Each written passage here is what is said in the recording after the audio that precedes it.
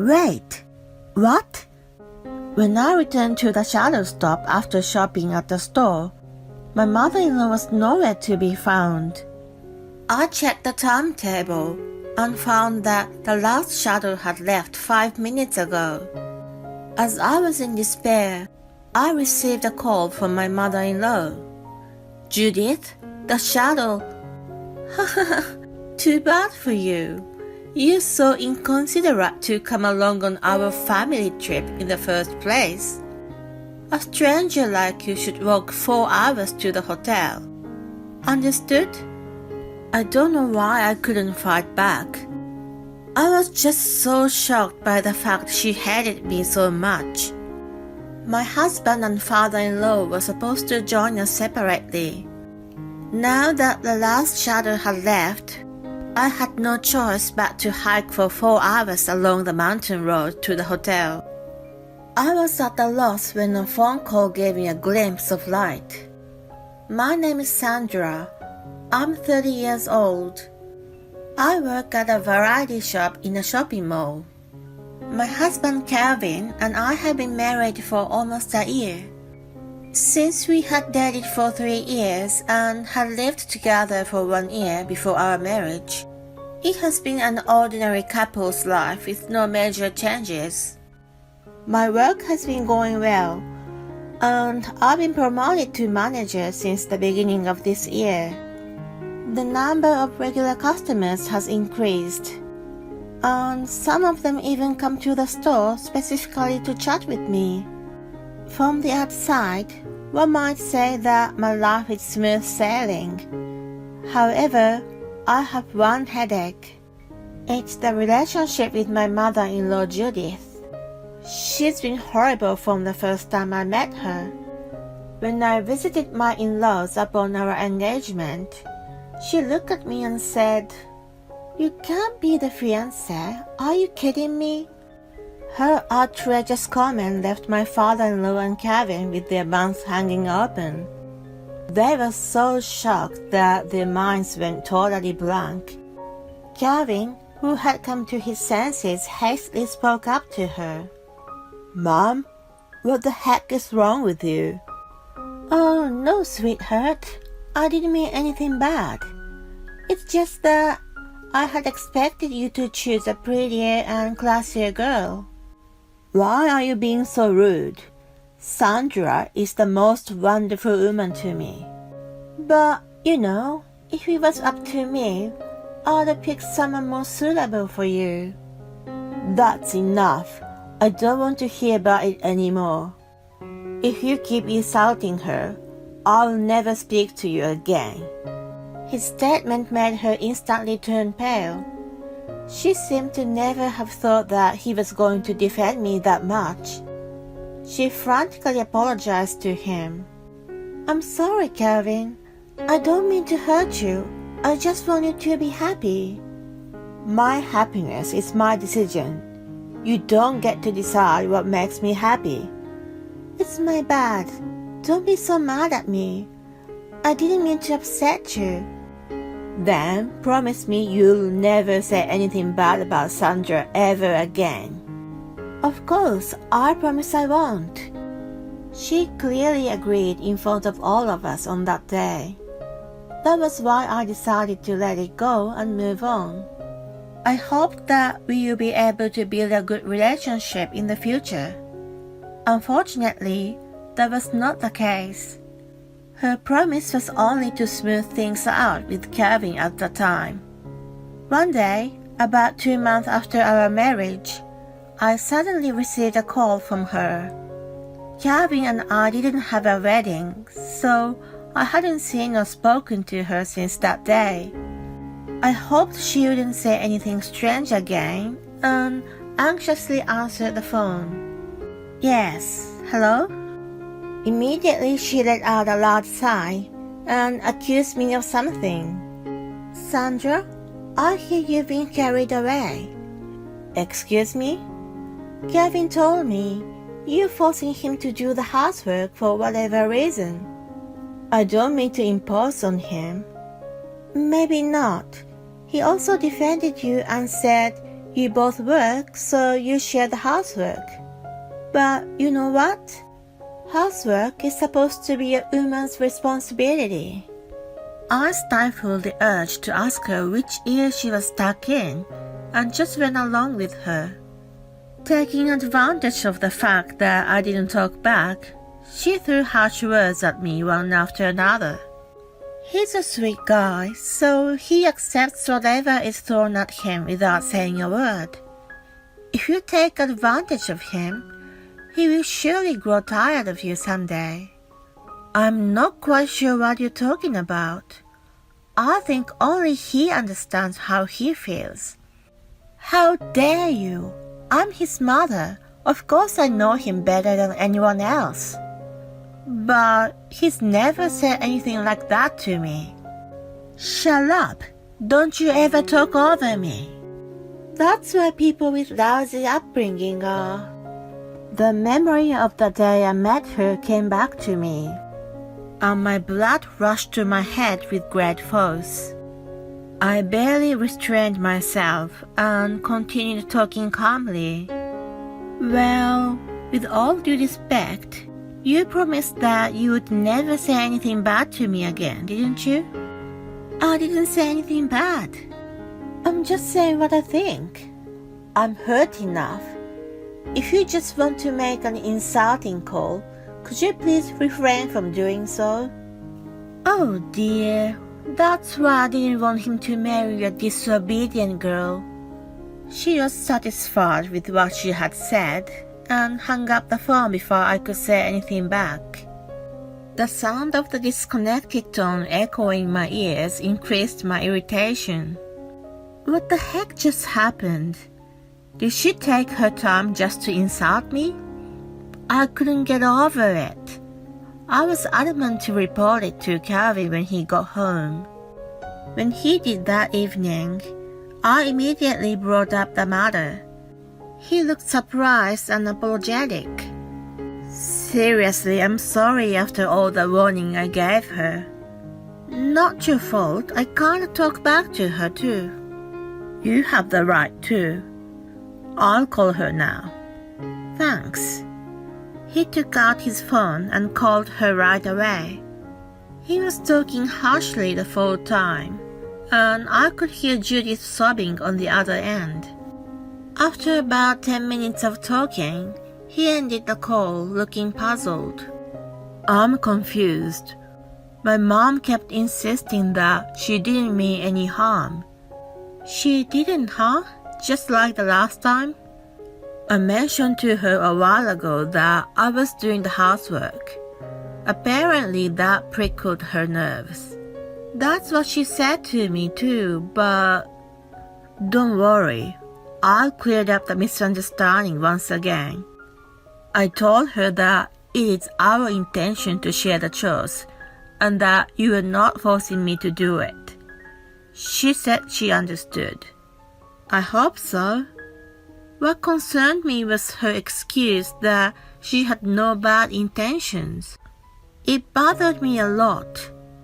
After that, she stopped calling me, and we only occasionally visited my in-laws. Although she didn't blatantly pick on me, she tried to intimidate me by giving me a cold shoulder, bumping into me on purpose and so on. Even after a year of marriage, her attitude was still as cold as ever, but I had gotten used to it and stopped caring about her so much. Then one day, to my surprise, my in-laws invited us on a trip. Apparently, my father-in-law Dan had always wanted to go on a family vacation, but because of the relationship between Judith and me, he wasn't able to suggest it before. Since I had been paying much less attention to her, he interpreted it as a sign that we had been on the mend. He suggested that 4 of us go on a trip to a lakeside. Of course, Calvin readily agreed, but asked what I wanted to do. I had no reason to decline the invitation. I didn't know what Judith thought about it, but I thought it might have been a good opportunity for us to get to know each other better. With such positive thinking, I gladly accepted the invitation. 1 month later, on the day of the trip, we had to take a mountain road to the destination. At the foot of the mountain, there were many sightseeing spots which I was looking forward to visiting. Calvin and Dan, on the other hand, decided to go hiking in the mountains. Since Judith and I weren't so fit, we inevitably decided to go separately. Calvin asked me if I would be okay, but I didn't suspect she would do anything to me during the trip. I assured him that I would be okay, and we parted with a smile. As I thought, Judith never harassed me after we became alone. "Sandra, look at this glasswork. Isn't it so beautiful? These pastries look delicious. Let's buy some for later. I read that this variety store is famous. Since you work in the same field, you must be interested." As if our previous relationship had been a lie, she was very proactive in interacting with me. I was so pleased with her that I had a smile the whole time. To be honest, I wasn't keen on being alone with her, but it turned out to be great, and I was moved. I let my guard down without knowing what awaited me later. It was almost dusk when we finished sightseeing. We were going to make the last shadow that Judith had checked in advance. When we arrived at the shadow stop, Judith looked at her watch and muttered we still had 10 minutes. It would take almost an hour to get to the cabin going up the mountain road. I was thankful for the shuttle service. Calvin and Dan were going directly by car. While Judith and I waited for the shuttle to arrive, she apologetically asked, "Sorry to ask, Sandra, but can you go buy me a drink? I'm a little thirsty." "Sure, what would you like?" "I'd like a tea, not too sweet. I'd also like some snacks." "Okay, I'll be back." I took my wallet and my phone and headed for the convenience store a short distance away. 10 minutes would have been enough time. I picked out some snacks that I thought she would have liked and paid the bill. But then when I returned to the bus stop, she was gone. Wait, what? I hurriedly checked the timetable and found that the last shuttle had left 5 minutes ago. As I was in despair, I received a call from her. "Judith, the shuttle." Her high-pitched laughter cut me off. I was bewildered, not knowing what was going on, as she triumphantly said, "Too bad for you. You're so inconsiderate to come along on our family trip in the first place." "Inconsiderate? Why did you lie about the time?" "Because you've been acting up and annoying me. You're just a stranger to me. Is that what you think of me? A stranger like you should walk 4 hours to the cabin. Understood?" I don't know why I couldn't fight back. I was just so shocked by the fact that she hated me so much. At that moment, I felt sadness and an inexpressible anger welled up inside me. How dare she? What did I do to deserve this? Fine, I'll make it to the cabin by foot. I started to walk along the mountain path with determination. As I mentioned earlier, I wasn't so fit. I'm not good at running, let alone hiking. It was extremely difficult to walk uphill for 4 hours. About an hour into the walk, my knees started to buckle. Just when I was about to give up, I received a call from Calvin. "Hey, hon, Dad and I finished hiking early. If you haven't arrived at the cabin yet, we'll pick you up. Or are you already there?" I tried calling Mom, but she didn't pick up. I left her a message. Help me. Honey? Help me, please come and get me. I found myself in tears and screaming. The sun had already set, and there was only the mountain road ahead of me.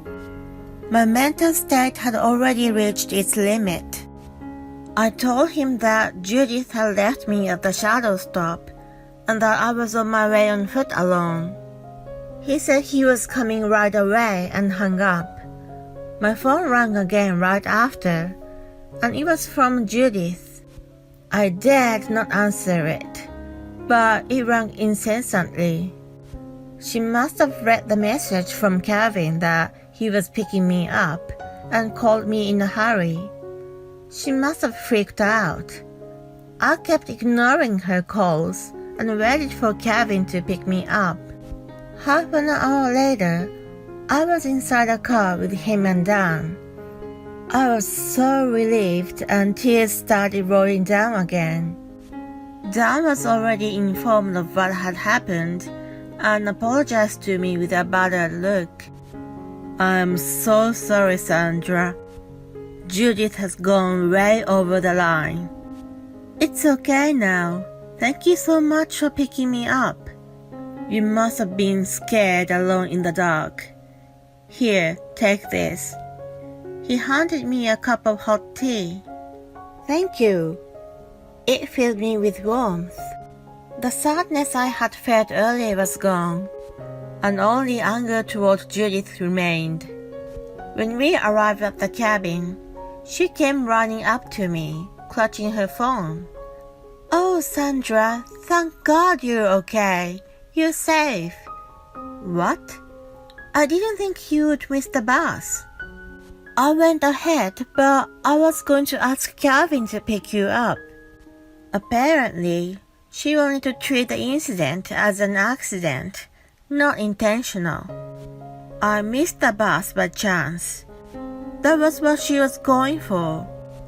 Unfortunately for her, I had already told the others everything. She told me a false time and made me go to the store at the right moment. That alone was enough to convey malice. Calvin and Dan headed straight for the main building without getting their luggage out. Where are you guys going? When Judith asked, Dan replied coldly, We are leaving. I'll pay for this place, so don't you ever return to my house. Wait, stop him, Calvin. Calvin glared at her, who trembled with fear. We know you did it on purpose. I trusted you, but it was all a lie, wasn't it? Sweetheart, that's not true. It's all a misunderstanding. What did I misunderstand?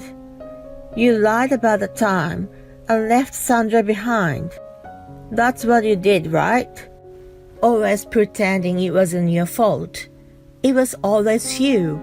I'm deeply disappointed. Oh, Calvin, I'm sorry. Forgive me. I'm not the one you should be apologizing to. I have no intention of forgiving you anyway. The father and son turned their backs to her and walked away. Then she grabbed my arm with a pleading look. She was probably trying to get me to forgive her and get on the good side with them. I shook off her hand and said firmly, Please don't touch me. I don't have the slightest intention of forgiving you. But why? I'm genuinely trying to apologize. Do you really think your apology is credible now? I will never forget what you have done to me, and I will never forgive you. I will never think of you as mother-in-law. Please never try to get in touch with me. Goodbye now. Wait a minute, Sandra. Hey. I went to join the others, leaving her sobbing. Afterward, I heard she tried to follow us home, but it was already dark, and she gave up the idea. When she returned first thing in the morning, Dan had already packed her belongings and declared divorce to her. She contacted Calvin to apologize, but of course he refused. He has no intention of seeing her again. She has been cut off from her family, who have been together for many years. I wonder how she will live on her own from now on. She will probably have to face the harsh reality, but it doesn't matter to me anymore. That day, she had already ceased to exist in my mind. I can only thank Calvin and Dan for believing my words and helping me. From now on, I am going to build an even better relationship with my real, trustworthy family.